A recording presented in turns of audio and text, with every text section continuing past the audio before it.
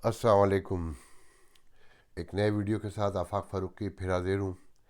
और सबसे पहले तो बात यही है कि लाइक कीजिए, शेयर कीजिए और हो सके तो सब्सक्राइब कीजिए। Subscribe button is very easy to do it, just you have to push it the button only. तो एनीवे, जब मैंने वीडियो बनाने का फ़ैसला किया तो मेरा मूड बिल्कुल नॉर्मल था। हालात तो हम इंसान बड़े अकोमोडेटेड होते हैं कि बहुत जल्दी एडजस्ट कर लाते हैं माहौल से। तो हमने भी एडजस्ट कर लिया है जो अराउंड का माहौल है कि न्यूयॉर्क में 57% केसेस हैं कोरोना के। अमेरिका के पूरे जो नंबर हैं अबव 200,000 हो चुके हैं अब। तो उसमें टोटल 57 न्यूयॉर्क में है और मेरी अपनी काउंटी में 8,000 और लोग हैं जो इससे इन्फेक्टेड हैं। मगर अभी जब मैं ये वीडियो बनाने शुरू करने वाला था तो कुछ देर पहले मुझे मेरी एक सिस्टर ने एक वीडियो भेजी एलमस्ट हॉस्पिटल जैक्सन हाइट न्यूयॉर्क की। ये देशियों का मेजर इलाका है। यहाँ स्पेनिश, इंडियन, पाकिस्तानी, बंगाली बहुत बड़ी तादाद में रहते हैं। और यहाँ पाकिस्तानियों का, इंडियंस का, बल्कि अब तो बंगालियों का कहना चाहिए कि जैक्सन हाइट बाज़ार जो है मेन बाज़ार है न्यूयॉर्क में। तो ये हॉस्पिटल उसके अराउंड में है। तो उसकी मॉर्चरी का एक वीडियो देखा जो देखकर बहुत हालत ख़राब हो गई। जो खौफ मौजूद था, जो अंदर कहीं अब नॉर्मलाइज होता जा रहा था, मतलब कहना चाहिए मेंटेन हो रहा था, वो एकदम उभर कर ऊपर आ गया कि हर तरफ लाशें बिखरी हुई दिखाई हैं कि बॉडी बैग्स के अंदर, ब्लैक रंग के बैग्स हैं वो, और कॉरिडोर्स में और जो मेन मॉर्चरी है उसमें, और चारों तरफ दिखाया है।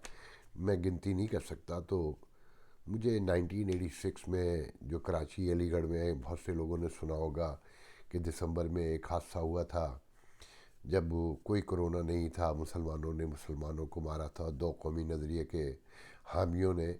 तो 720 लोग उसमें मारे गए थे एक दूसरे से क्लैशेस में।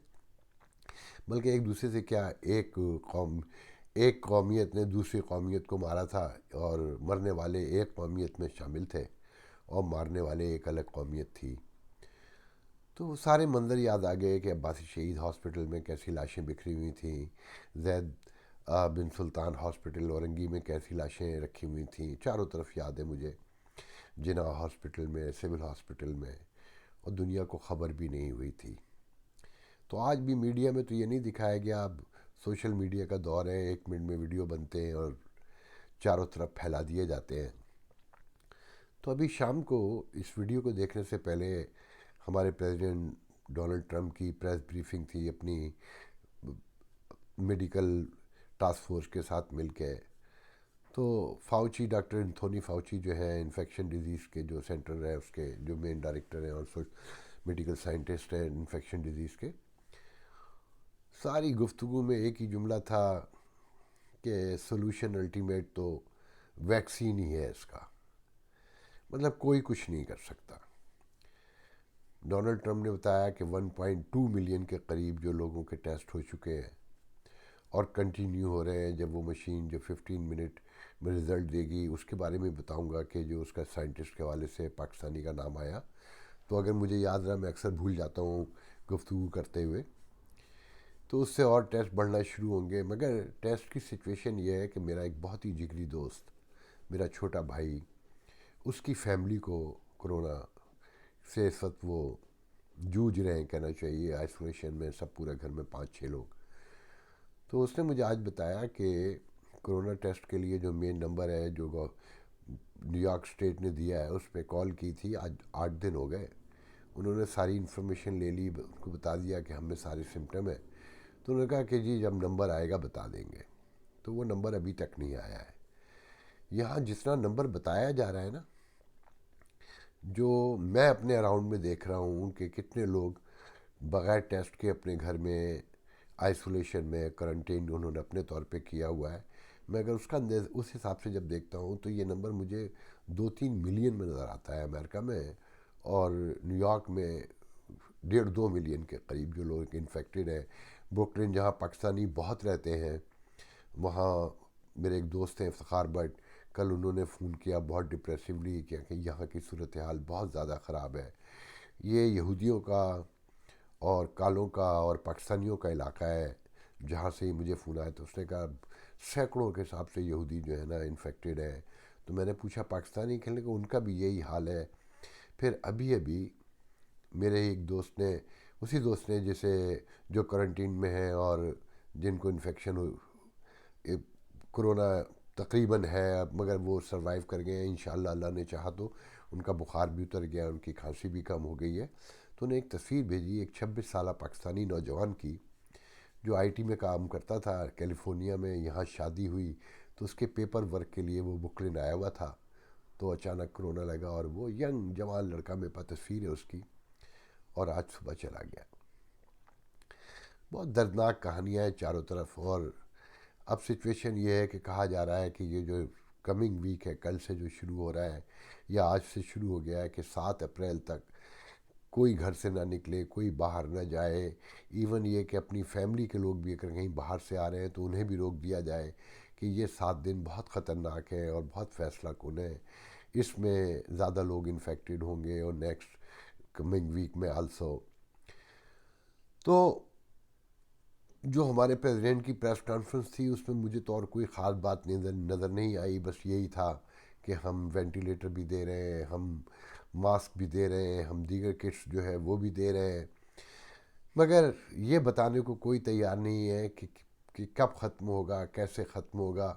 اس کا جواب نہ کسی ڈونلڈ ٹرمپ کے پاس ہے، نہ کسی آفاق فاروقی کے پاس ہے، نہ کسی میڈیکل سائنٹسٹ کے پاس ہے۔ فی الحال ایک ہی جواب ہے انتھونی ڈاؤچی کا، کہ جب ویکسین بنے گی تبھی کنٹرول ہوگا، اور کہنے والے تو اب یہ بھی کہہ رہے ہیں کہ یہ اگر ابھی چلا بھی گیا تو نیکسٹ فال میں، مطلب اکتوبر نومبر میں دوبارہ پھر آ سکتا ہے۔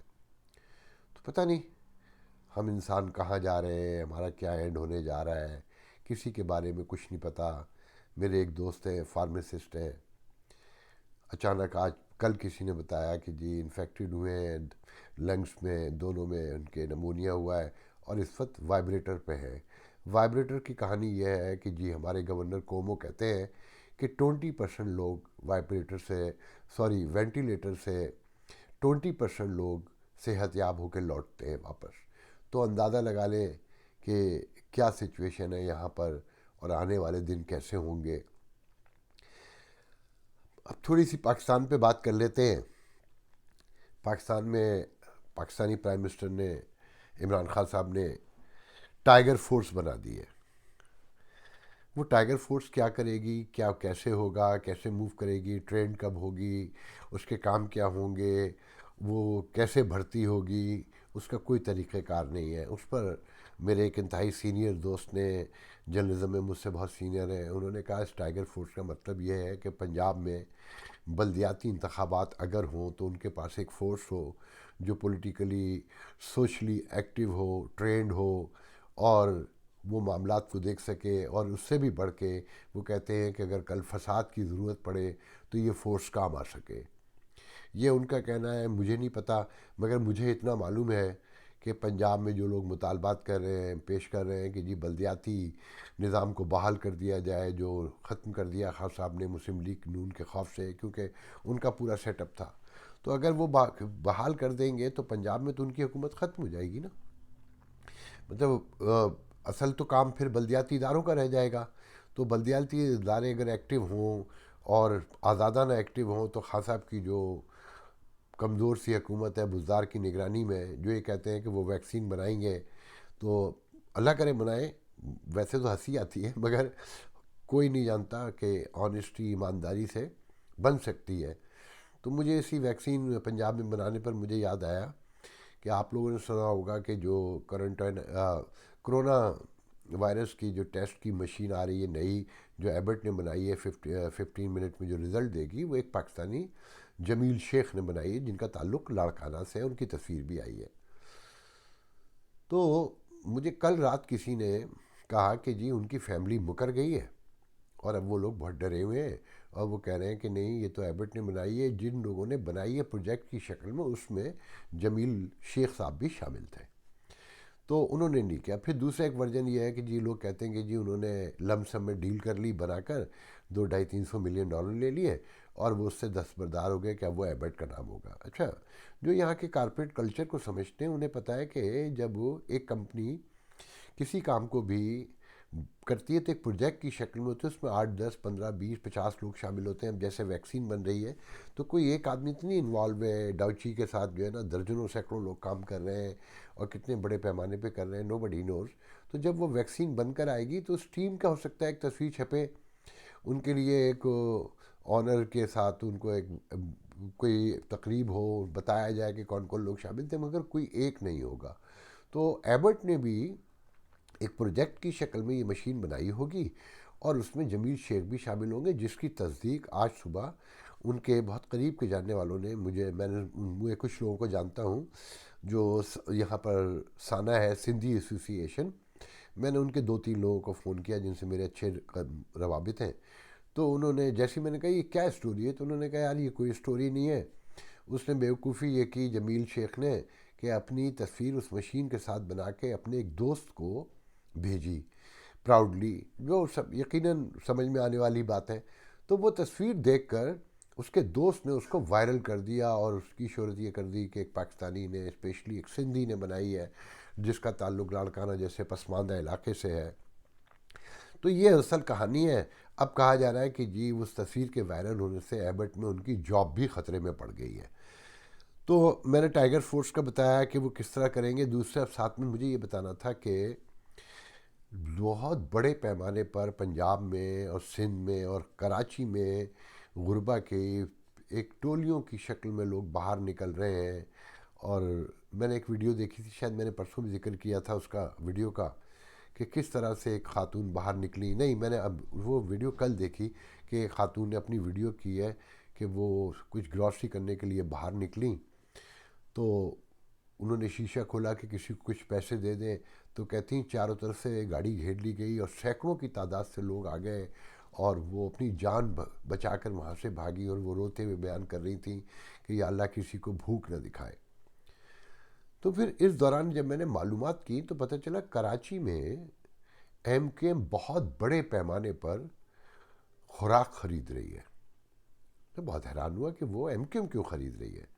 تو میں نے ایم کیو ایم کے ایک بہت ذمہ دار کو فون کیا، تو میں نے کہا یہ کیا کہانی ہے. تو کہنے لگا ہاں آنے والے دن جو ہے وہ بہت خطرناک ہے، تو اس لیے، اور کیونکہ ہم شہر کو جانتے ہیں کہ کون کہاں رہتا ہے، یہ ان کا جو پیکیج ہے ریلیف پیکیج یہ کب تک میٹیریلائز ہوگا، کیسے ہوگا، عام آدمی تک کیسے پہنچے گا. آپ سب کو پتہ ہے یہاں پر لوگ کیا کرتے ہیں پاکستان جیسے ملکوں میں، تیسری دنیا میں، کہ آپس میں یہ جو حکمران طبقہ لوٹ کے کھا جاتا ہے. تو ان کا کہنا بھی یہ تھا کہ ہمیں یقین نہیں ہے کہ یہ عام آدمی تک پہنچے گا، تو ہم آنے والے دنوں کی تیاری کر رہے ہیں کہ جو ہمارے لوگ ہیں ہم کسی صورت سے ان تک پہنچا سکیں. تو انہوں نے بتایا کہ ہم بڑے پیمانے پہ جہاں جتنی خوراک، کہ گندم کی بوریاں، چاول کی بوریاں، گھی اور اس طرح کی چیزیں ہم خرید کر رکھ رہے ہیں. پھر آج میں نے ایک شو دیکھا کیپٹل ٹاک میں حامد میر کے، تو اس میں ایک علی نواز اوان اسٹیٹ منسٹر کوئی، وہ کہتے دیکھیں جی ٹاسک فورس کا جو ہم نے ٹائیگر فورس عمران خان صاحب نے بنائی ہے اسی کے تھرو ہم لوگوں تک پہنچیں گے. اب کراچی جیسے شہر میں 50 لاکھ لوگ تقریباً ایسے ہیں جن کو اس خوراک کی ضرورت ہے آنے والے دنوں میں، تو یہ جو ٹائیگر فورس ہے یہی پہنچا سکے گی، ورنہ تو کوئی راستہ نہیں ہے.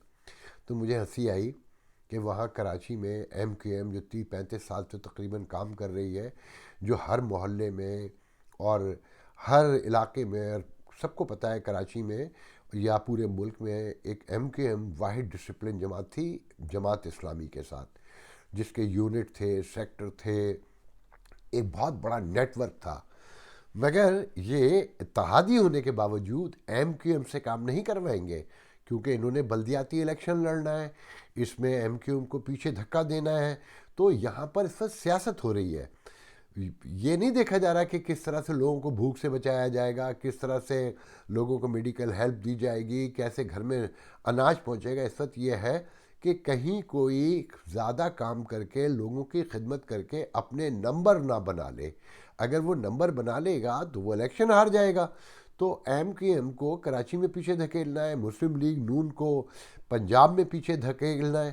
تو اس لیے یہ ٹائیگر فورس بنی ہے. اب اس کے ساتھ ایک چھوٹی چھوٹی دو خبریں میں شیئر کر دوں کہ میرے ایک دوست نے بتایا کہ پنڈی میں کنٹونمنٹ کے علاقے میں جہاں جی ایچ کیو ہے اس کے اطراف میں ایک نیا ہاسپٹل بنا ہے فوجی علاقے میں.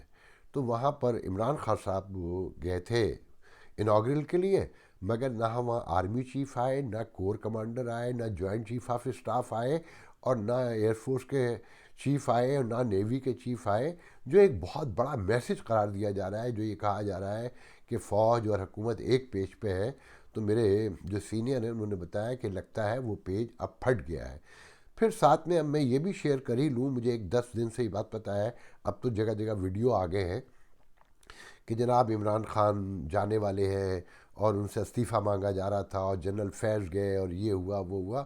یہ تو مجھے نہیں پتہ، مگر میرے اسی سینئر نے مجھے 10 دن پہلے بتایا تھا کہ باجوہ صاحب کی اور عمران خان صاحب کی ایک 1-to-1 میٹنگ میں عمران خان صاحب نے غصے سے کہا کہ بس ایسا کریں، میں استعفیٰ دے رہا ہوں، میں جا رہا ہوں. لاک ڈاؤن کے بعد کی بات ہے، جب آرمی نے فرنٹ پر آ کے آئی ایس پی آر کے تھرو لاک ڈاؤن کا اعلان کیا اور خان صاحب کی پالیسی کو اٹھا کر پھینکا. اس کے بعد تو خان صاحب نے غصے میں کہا کہ میں استعفیٰ دے رہا ہوں. تو اس پر آرمی چیف نے کہا استعفیٰ تو آپ دیں گے، مگر ٹائمنگ ہم بتائیں گے کب، کیسے اور کس وقت استعفیٰ دینا ہے. اس کے ساتھ ہی آخر میں دو دلچسپ باتیں اور کرنا چاہوں گا. ایک ہمارے نامور سینئر جرنل پاکستانی جرنلسٹ ہیں جو امریکہ ہی میں رہتے ہیں، میرے بہت اچھے دوست ہیں، حسن مشتبہ، excuse me, B B C میں بھی کام کرتے رہے ہیں، ڈاؤچے وغیرہ میں آج کل لکھتے ہیں، جنگ میں بھی کالم نکال رہے ہیں. انہوں نے بہت خوبصورت پوسٹ لگائی ہے کہ سندھ حکومت نے کرونا ریلیف کا شرجیل میمن کو ہیڈ بنا دیا ہے. یہ بالکل ایسا ہی ہے جیسے بلڈ بینک کا ہیڈ جو ہے وہ ڈریکولا کو بنا دیا جائے. مطلب اس سے اچھا تبصرہ کوئی نہیں کر سکتا. پھر ہمارے جو چیف جسٹس نے سندھ میں قیدیوں کی رہائی کے حوالے سے جو ریمارکس دیے ہیں، کل وہ آپ لوگوں نے سنے ہوں گے کہ اس ملک میں کوئی قانون سے نہیں بچ سکتا.